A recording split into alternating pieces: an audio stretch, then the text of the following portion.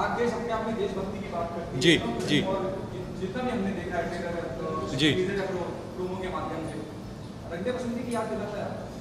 जी, रंग दे बसंती की याद तो नहीं दिलाता। आई मीन दोनों कहानियाँ बिल्कुल अलग हैं, दोनों की सेटिंग बिल्कुल अलग है, दोनों कैरेक्टर्स बिल्कुल अलग हैं। लेकिन मैंने पहले भी कहा है कि रंग दे बसंती के बाद मुझे ये सबसे पावरफुल स्क्रिप्ट लगी है जो मैंने की है। और इस स्क्रिप्ट को मैंने हाँ सबसे जल्दी कहा था। मैंने स्क्रिप्ट पढ़ी और उसके 2 मिनट बाद ही मैंने तिशु सर को फ़ोन किया और मैंने कहा कि मैं पिक्चर करना चाहता हूँ, क्योंकि ये स्क्रिप्ट इतनी पावरफुल थी। तो मेरा मानना है कि सिमिलैरिटी नहीं है कोई स्क्रिप्ट के बीच में, लेकिन both the scripts were equally powerful, which is what I liked about it. Okay Digmansh sir, आपसे पूछना चाहूँगा कैसा इंटरेक्शन रहा आपके ट्विटर पे, आप लोगों से इंटरेक्ट कर रहे थे, क्या रिस्पॉन्स है लोगों का? बड़ा कम टाइम मिला, वो कर ही रहे थे, उन्होंने कहा ये बंदा वक्त का जो रहता है ना चक्कर, तो नहीं अच्छा रहा बहुत। ये एक अलग ढंग की फिल्म है। हमने क्या है कि जिस तरह की फिल्में हमारे अस्तबल से निकलती है, बम्बैया फिल्में जो होती हैं, वो ऑडियंस ने उस तरह की फिल्म देख देख ऑडियंस का एक तरीका है उनको पिक्चर, उनको लगता है हर पिक्चर एक ही जैसी होनी चाहिए। ये थोड़ा बॉलीवुड जैसी फिल्म नहीं है, तो जो कि मुझको लगता है अच्छी बात है कि हम लोग इस वक्त दुनिया के वर्ल्ड सिनेमा से टक्कर लेना चाहते हैं। ग्लोबलाइजेशन हो गया, एक्सपोजर ऑडियंस का बढ़ गया है, वो बाहर की फिल्में देख रही हैं, चाहे वो छोटे शहर हों चाहे बड़े शहर हों। अगर हमको बाहर की फिल्मों के सामने टक्कर लेना है तो हमको अपनी फिल्मों का स्तर बढ़ाना होगा। मुझे लगता है राग देश उस एक्सरसाइज की तरफ एक अच्छा कदम है। तो सबने बहुत मेहनत से फिल्म बनाई है। एक ऐसा सब्जेक्ट है जो कि बम्बैया नहीं है, लेकिन उतना ही एंटरटेनिंग, एंगेजिंग और एजुकेटिव है। ओके, जैसे आप कह रहे हैं कि बम्बैया नहीं है, बम्बैया से क्या तात्पर्य है आपका? आयु talking about commercial aspect of the film, और जिस तरह के गाने और विशुम और काफी अच्छे लोग, गानों से मुझे कोई दिक्कत नहीं है। गाने तो मैं चाहता हूँ फिल्मों में रहें। जिस दिन हिंदी सिनेमा में लिपसिंग गाने वैसे कम हो गए, मुझे बड़ा अफसोस है इस बात का कि जब हीरो गाना गाता था, हीरोइन गाने गाती थी, वो हमारा इतनी ट्रू आइडेंटिटी है हमारी सिनेमा की, वो रहनी चाहिए। लेकिन जो ख़ास तरीका है ना कि ख़ास तरह का डायलॉग बोला जाएगा तो बैकग्राउंड म्यूजिक उसी तरह से आएगा, एक खास शॉट लगा जाएगा तो जूते से फिर एंट्री होगी हीरो की, मोटरसाइकिल पे एंट्री होगी। ये जो खास जो हमारे क्या बोलूँ उनको, जो हमारे स्पाइसेस हैं ये फिल्म बनाने के, ये अब बड़े पुराने हो गए। अब नए मसालों की ज़रूरत है।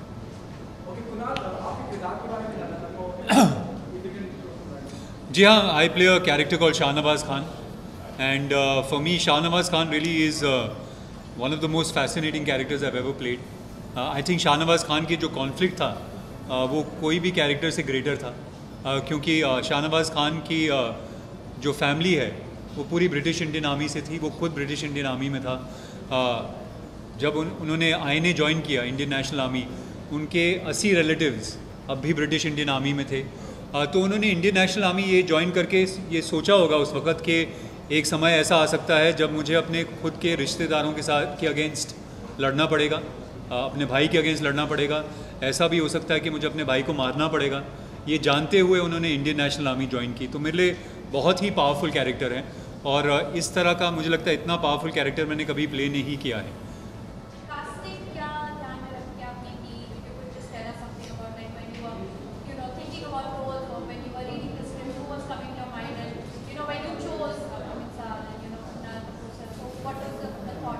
बस यही सोचा कि बेस्ट एक्टर कौन है इंडस्ट्री में, उनको ले लेता हूँ। हाँ नहीं, ये तो था ही। कास्टिंग का ऐसा है कि मैं शायद हिंदुस्तान का एक कुछ थी डॉली ठाकुर, एक दो और थी, लेकिन मुझे लगता है मैं हिंदुस्तान का बहुत पुराना कास्टिंग डायरेक्टर हूँ। मैंने अपना करियर कास्टिंग से करना शुरू किया, तो मैं कास्टिंग के बारे में कैसे होती है, क्यों करनी चाहिए, कितनी ज़रूरी है, इसकी तमीज़ है मेरे अंदर। तो जब ये फिल्म क्योंकि मैंने लिखी तो सबसे पहले मेरे ख्याल में आया कि भाई 1945, 43, 45 के बीच के दौरान की कहानी है ये। दूसरा विश्व युद्ध, सेकेंड वर्ल्ड वॉर जब लड़ा जा रहा था और देश को जब तक आज़ादी मिली 1947 में, तो मैंने अपने ग्रैंडफादर, अपने जो पुरानी तस्वीरें निकाली और दोस्तों के भी, मैंने कहा दिखाओ यार। तो अगर हम अपने दादा दादी उन लोग की तस्वीरें देखें, आप सब देखें पुरानी अपने घरों की एल्बम में जाके, तो आपको एक शराफत नज़र आती है उनके चेहरे पे। शरीफ लोग थे वो लोग, चेहरे से शरीफ दिखते थे। ओवर द ईयर्स 100 साल जितने भी, उसके बाद हम लोग सबके अंदर एक बहुत करप्शन आ गया है, जो कि करप्शन हमारे चेहरे पे दिखता है। हम वेस्ट को थोड़ा एप करने लगे, उनके जैसे बाल बनाने लगे, वो करने लगे, तमाम तरह का करप्शन आ गया है। मेकअप का करप्शन है, वो पैसों का करप्शन है, वो तमाम तरीके ग्रीड का करप्शन है। तो अगर हम अपने पुराने एल्बम्स देखें तो उनको, मुझे 3 शरीफ लड़के चाहिए थे, और अगर बहुत ही सिंपल ढंग से जिस तरह से मैंने इन तीनों को ब्रीफ किया था, मैंने कहा भाई Shahnawaz Khan you are my Amitabh Bachchan, Amit Sadh you are my Dharmendra, and Prem Sehgal you are my Shashi Kapoor. तो इन तीनों का कैरेक्टर भी वैसे ही हैं, ये थोड़े इंटेंस हैं शाहनवाज खान, और मौके पे बोलते हैं, और जब बोलते हैं तो लोग सुनते हैं। अमित साध का कैरेक्टर है वो थोड़ा भड़बड़िया किस्म का है, हाथ उड़ जाता है उसका, गुस्सा आ जाता है उसको, मतलब फाइटर है, और he is playing a Sikh. और प्रेम सहगल का थोड़ा सॉफ्ट स्पोकन है, थोड़ा रोमांटिक है, और सैक्रिफाइस करने वाला है, उस तरह का है। तो मेरे लिए 3 इनको समझाने के, मेरे ये 3 जो हमारी हिंदी फिल्मों के 3 ग्रेट आइकॉनिक एक्टर्स हैं, इसलिए। काफ़ी बदलाव भी आते जा रहे हैं, तो जैसे जैसे नई मूवी आ रही है काफ़ी चर्चे में भी आ रही है, कभी सेंसर बोर्ड की प्रॉब्लम है तो कभी किसी और, तो ऐसी चीज़ों में आप लोगों का क्या ध्यान है? मैं खुश हूँ सेंसर बोर्ड का, मैं बहुत आभारी हूँ कि वो क्या है कि हम पिक्चर की मार्केटिंग खुद कर देते हैं, लोगों को पैसे कम खर्च करने पड़ते हैं आजकल, वो कंट्रोवर्सी खुद ही क्रिएट कर देते हैं किसी न किसी चीज़, तो फिल्मों को उससे फ़ायदा भी होता है। लेकिन एक बैलेंस होना चाहिए, मुझे लगता है सेंसरशिप ज़रूरी भी है। देश हमारा थोड़ा बाकी के मुल्कों से थोड़ा डिफरेंट देश है, बहुत सारे कम्युनिटीज़ हैं यहाँ, बहुत सारे रिलीजन हैं यहाँ पे, जो कि और किसी देश में है नहीं। तो यहाँ पे ख़ास किस्म के सेंसरशिप की ज़रूरत तो है, लेकिन वो सेंसरशिप किस हद तक जाए उसका एक मापदंड सही होना चाहिए। वो किसी पॉलिटिकल आइडियोलॉजी या किसी के कहने से, जैसे हमारे देश में है कि कई बड़े फिल्म मेकर्स हैं, बड़े प्रोडक्शन हाउसेस हैं, उनकी फिल्मों में बहुत कुछ चीज़ होती है, लेकिन फिर भी उनको यू सर्टिफिकेट मिल जाता है बिकॉज वो लोग पावरफुल हैं। इस तरह की चीज़ हमारे यहाँ बहुत होती है, इन पर किसी को ध्यान देना चाहिए।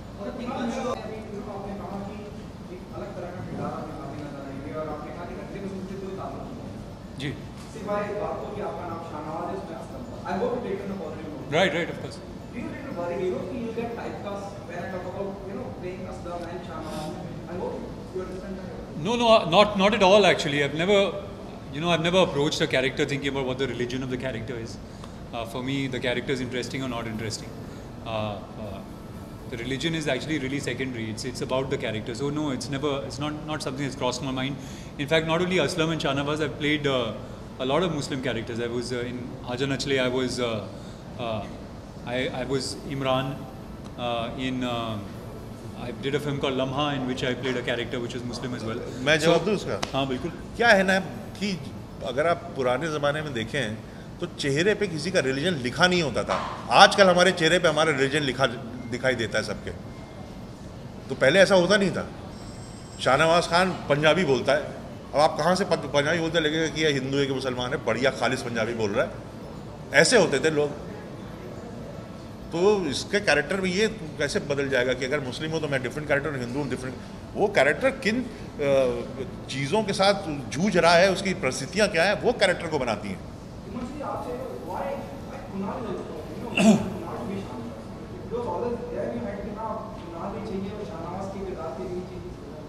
मैं इसके साथ बहुत दिनों से काम करना भी चाह रहा था, मौका नहीं मिलता था। बहुत हम लोग एक दूसरे को काफ़ी सालों से जानते हैं और एक तो मौका नहीं मिल पा रहा था। फिर जब ऐसी फिल्म हम बनाते हैं जिसके ऊपर आपका पूरा कंट्रोल होता है, आपके ऊपर कोई बैठा नहीं है कि इसको लेना है कि उसको लेना है, तो आप अपने मन की चीज़ करते हैं ना यार, वही मैंने की। जैसे कि आपने रिलेशन की बात की तो मैं एक बताना चाहता हूँ कि जो कमल हसन साहब है तमिल में, उनका प्रोटेस्ट भी हो रहा है, उनके लिए ज़्यादा कंट्रोवर्सी भी हो रही है क्योंकि वो बिग बॉस में है। तो काफ़ी सारे ऐसे लोग सामने बनकर आ रहे हैं कि वो मुस्लिम हैं जो कि तमिल कल्चर को ये नहीं करते हैं, तो उस बारे में आपके क्या ख्याल हैं? कमल हसन साहब का जो बिग बॉस में हो रहा है उसको डिटेल के बारे में मुझे कुछ पता नहीं। आज मैंने सिर्फ अखबार में थोड़ा सा पढ़ा था, तो मैं उसके बारे में कमेंट करना मेरे लिए ठीक, मुझे पता ही नहीं कि मुद्दा क्या है।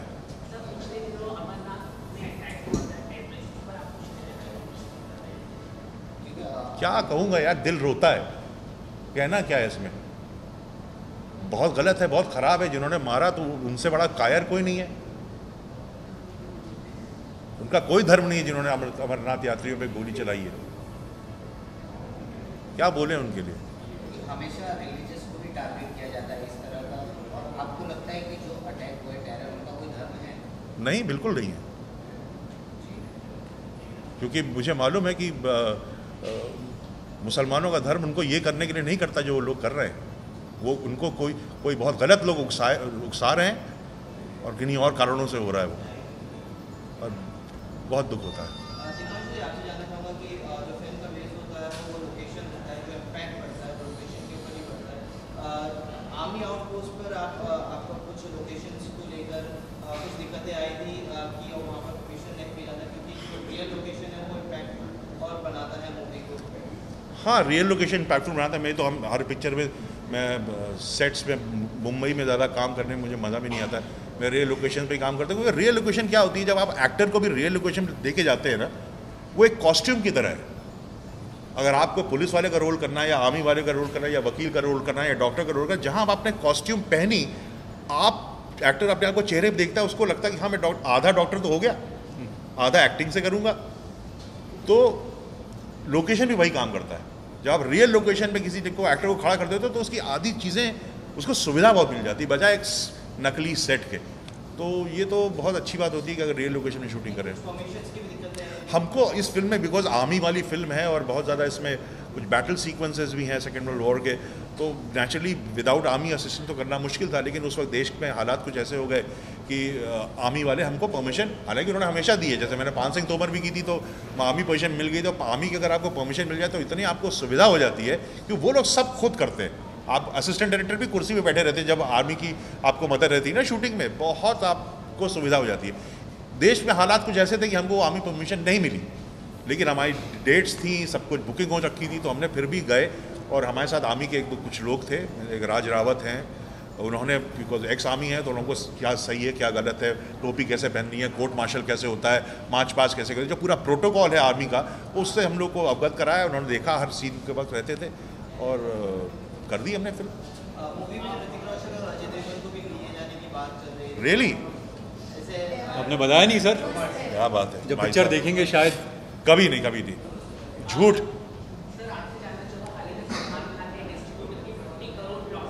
यार आप लोग इस सवाल पिक्चर में बात करो ना, मैं मुझसे क्या मतलब। अच्छा है, बहुत अच्छा किया उन्होंने, ऐसा किया सलमान साहब ने कि डिस्ट्रीब्यूटर का पैसा लौटा रहे।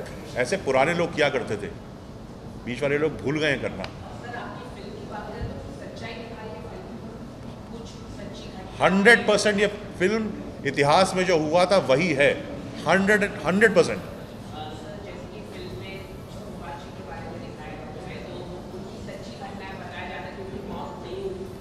फिल्म उस बारे में नहीं, फिल्म उस बारे में नहीं है। फिल्म सुभाष चंद्र बोस के साथ क्या हुआ, उनकी वो गुजर गए थे कि अभी भी जिंदा थे, ये जो मिस्ट्री है, ये फिल्म उस बारे में नहीं है। नहीं, ये पिक्चर, ये फिल्म उस बारे में है कि सुभाष चंद्र बोस ने किया क्या, वो तो समझो पहले। सब सुभाष चंद्र बोस को मनोहर कहानियाँ बनाने लगते हैं यार, काम क्या किया उस पर तो ध्यान दो। जैसे आपने कहा था कि इस तरह की पिक्चरें नहीं बनती हैं कि अपना बॉलीवुड का लेवल अप कर सके, जैसे आपने भी रंगदेश बनाई है। तो आप बॉलीवुड में ऐसे कौन से डायरेक्टर को मानते हैं केपेबल जो इस तरह की पिक्चर या बॉलीवुड का लेवल अप कर सके? ये पूरी जो मतलब मेरे साथ मेरे जो कंटेम्प्रेरी डायरेक्टर्स हैं वो सब ऐसे हैं। जो हम लोग बाहर से मुंबई के बाहर से आए हुए डायरेक्टर्स हैं ना, वो सब यही काम कर रहे हैं। चाहे वो अनुराग बसु हों, चाहे अनुराग कश्यप हो, चाहे दिवाकर बैनर्जी हो, श्रीराम राघवन हो, मैं हूँ, चाहे इम्तियाज़ अली है, ये सुजीत सरकार है, सुजॉय है, ये सब लोग एक नया काम कर रहे हैं। जो उनके सिनेमा पिक्चर बनाते हैं बहुत फ्रेश लगती है फिल्म, नई कहानियाँ, नई अंदाज कहानी कहने का नया है उनका। मेरा सवाल आप दोनों से है, एक वक्त का फिल्म मेकिंग बहुत सुविधा लोग जानते थे, प्रकाश मेहरा प्रोडक्शन और यशराज महबूब साहब के और बाद में जब अब एक प्रोसेस चल गया है, पूरा सब कुछ कॉर्पोरेट का इन्वॉल्वमेंट हो गया है, और मतलब अब ईपी ना जाने कितने लोग एक फिल्म के लिए रुके। आप दोनों से जानना चाहूँगा, कॉर्पोरेट का फिल्मों में आना पॉजिटिव साइन है या नेगेटिव साइन है? आप बोलना चाहोगे? आप बोलिए। जी एक्चुअली मैंने वो दौर देखा नहीं, मैंने तो यही दौर देखा है। मैंने जब शुरुआत की थी रंग दे बसंती के साथ, तब उसके जो प्रोड्यूसर थे यूटीवी थे, तो तब से मैं जो कल्चर में बड़ा हुआ हूँ वो कॉर्पोरेट कल्चर ही है। और मेरा मानना है कि जो सपोर्ट वो प्रोवाइड करते हैं वो बहुत अच्छी बात है, लेकिन उसके अलावा मुझे लगता है कि बहुत ज़रूरी है कि उस तरह के लोग हों कॉर्पोरेट्स में जो पिक्चरों को समझें, सिर्फ बिज़नेस नज़र से नहीं देखें कि ये पिक्चर मुनाफा करेगी या नुकसान करेगी, सिर्फ उस नज़र से पिक्चरों को ना देखें, मगर देखें कि ये कहानी क्या है, क्या कहने की कोशिश कर रहे हैं। एक समय पे यूटीवी स्पॉट बॉय उस तरह की पिक्चरें बहुत कर रही थी, एक नए लैंग्वेज सिनेमा को बढ़ावा दे रही थी। तो मेरा मानना है कि कॉर्पोरेट कल्चर ऑफ कोर्स उस तरह का सपोर्ट बहुत अच्छा है, लेकिन it should also be backed with the right people in those corporates. I think that's really important. आप क्या कह रहे हैं, आपको लगता है कि डायरेक्टर की लिबर्टी बढ़ जाती है कि बहुत इन्वॉल्वमेंट होता है कि आप ये मत करिए और ये थोड़ा शॉट ऐसे मत कीजिए, no there are people who are there the set from the नहीं, ये तो डायरेक्टर टू डायरेक्टर डिपेंड करता है, कोई सरकारी रूल थोड़ी है कि वो ऐसा बोलेगा तो ऐसे ही करेगा। तो कॉर्पोरेट वाले भी जानते हैं कि किस डायरेक्टर के साथ कैसे बिहेव करना है, तो ऐसा तो नहीं है। दोनों में की नेगेटिव पॉजिटिव, अगर आप स्टैटिस्टिक्स उठा के देखें तो कॉर्पोरेट्स के आने के पहले हमारी फिल्म का सक्सेस रेशियो वॉज बेटर। जब से वो लोग आए हमारा सक्सेस 250 पिक्चर बनती है जिसमें 10 हिट होती है यार, और जिसमें 3-4 जो है बड़ी हिट होती है, बाकी 5-6 हिट होती है, बाकी सब तो फ्लॉप ही होती है ना। अगर आप 1975 में Sholay was the biggest hit, 1975 में और भी कम से कम 10 पिक्चरें थी जो बहुत बड़ी हिट हुई थी। तो आप आंकड़े देख लीजिए। कॉर्पोरेट्स के आने से सिर्फ एक अच्छी चीज़ भी है कि उन्होंने थोड़ा सा जो अलग किस्म का सिनेमा है उनको उसको सपोर्ट दिया है। तो छोटी फिल्में जो अच्छी नए टेक्नीशियंस को काम मिला है, तो कम से कम वो टैलेंट को उन्होंने नर्चर किया है, तो ये पॉजिटिव साइड है। बाकी कोई जहाज़ बेच रहा था, कोई साबुन बेच रहा था, वो आके यहाँ पे कॉर्पोरेट करके फिल्म बेच रहा है, तो उसकी कहाँ समझ में आएगा। सिनेमा के लिए प्यार नहीं है उनके लिए। Thank you so much.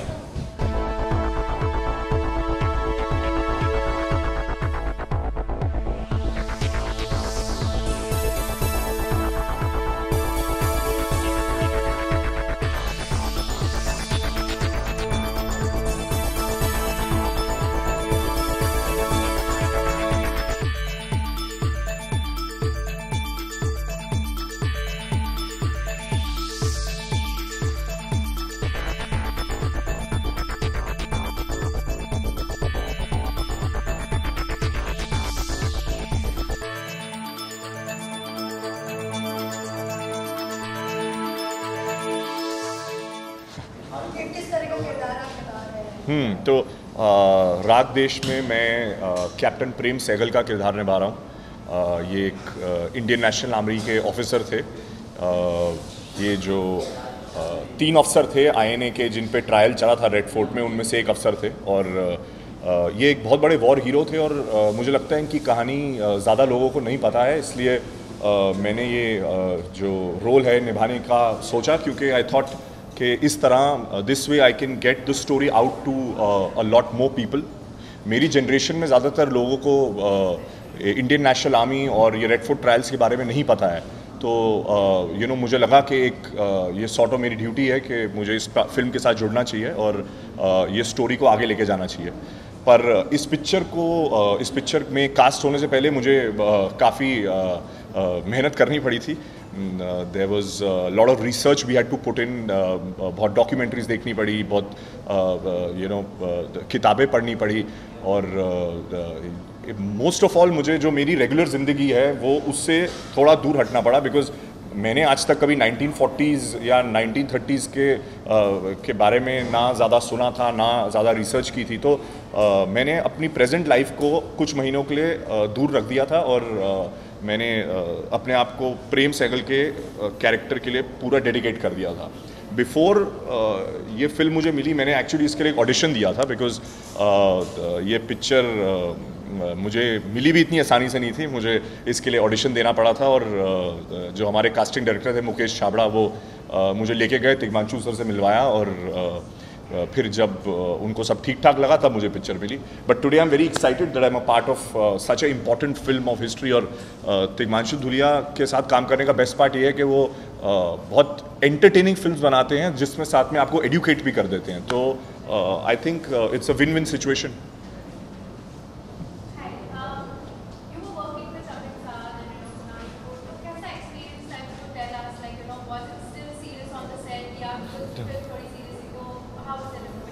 नहीं, एक्चुअली सीरियस तो हम बिल्कुल भी नहीं थे जब तक कि जब वॉर सीन शूट कर रहे थे तब it was a requirement of the character, तो हमें सीरियस होना पड़ा था. इनफैक्ट मेरा कैरेक्टर वैसे भी फिल्म में he is a very charming war hero, तो वो इतना सीरियस नहीं है, इतना इंटेंस कैरेक्टर नहीं है. पर अमित और कुणाल के साथ जब भी हमको टाइम मिलता था तो हम सिर्फ मस्ती करते थे. मेरा सवाल आपसे है, Himanshu director, Amit sir, I hope you take it as a compliment. Now already there and that's for a long and you are, just in. Are you already to get overshadowed by all this? नहीं, मैं actually picture देख चुका हूँ और मैं बहुत confident हूँ. मैं एक्चुअली मेरी कुछ जर्नलिस्ट से कल भी बात हो रही थी एंड हर फ़ोन कॉल जो मुझे आया it started with a compliment on the dialogue trailer which they saw. तो कल से और आज में भी जो है मेरे कॉन्फिडेंस में बहुत फ़र्क आ गया and I am feeling very excited that already आपके ट्रेलर से अगर लोग आपको नोटिस कर रहे हैं और आपकी तारीफ़ कर रहे हैं तो मैं वेट कर रहा हूँ कि आप लोग सब थिएटर में जाएं और पिक्चर को देखें और मेरे कैरेक्टर को भी देखें. सो आई फील हम लोगों की कास्टिंग इतनी अच्छी है और हमारे सबके कैरेक्टर्स इतने वेल एच्ड आउट हैं कि सबका अपनी जो जर्नी है वो क्लियर पिक्चर में नज़र आ रही है. और मैं हूँ नया, मतलब ये एक तरह से कुणाल और अमित ने मुझसे काफ़ी ज़्यादा काम किया है, मेरी सिर्फ दूसरी पिक्चर है, बट आई थिंक एनर्जी इतनी अच्छी थी सेट पे और सब इतने गिविंग थे सेट पे कि it all went very smoothly. Yes, absolutely. मैं तो अपने सारे दोस्तों को, अपने सारे फैमिली मेम्बर्स को, सबको दिखाना चाहूँगा. अर्जुन को, सोनम को, वरुण को, वरुण के भाई रोहित, वो भी मेरे बहुत अच्छे दोस्त हैं. वो भी मैं इंडस्ट्री में मेरे जितने दोस्त हैं मैं सबको बुलाऊंगा, सबके लिए स्क्रीनिंग करूंगा और सबको पिक्चर दिखाऊंगा. कुछ मैं अब काम किए हैं तो दिखाना तो पड़ेगा. मेरे को I got a lot of actually मेरे को स्टार्टिंग में थोड़ी शॉक वैल्यू मिली लोगों से कि मेरी कल एक जर्नलिस्ट से बात हो रही थी, वो मुझे बोल रहे थे कि मैंने जब आपको ये करते एक्सपेक्ट नहीं किया था. तो there was a lot of shock value which is coming, कि लोगों को लगा था कि ये ऐसा रोल कैसे करेगा, या ये कर पाएगा कि नहीं कर पाएगा, या ये होल्ड कर पाएगा ऑडियंस को. But I think now slowly it's going all in my favour. तो मेरी आवाज़ की तारीफ मुझे मिली, मेरे पर्सनैलिटी की मिली और थोड़ी बहुत एक्टिंग की भी मिल रही है. Right now for 3 weeks, because I want to be true to my last 1 year of effort, so I will only dedicate the next 2 and 3 weeks to Raag Desh. and जैसी रागदेश रिलीज होगी उसके बाद एक दूसरी जर्नी शुरू हो जाएगी. Thank you, bye bye, thank you.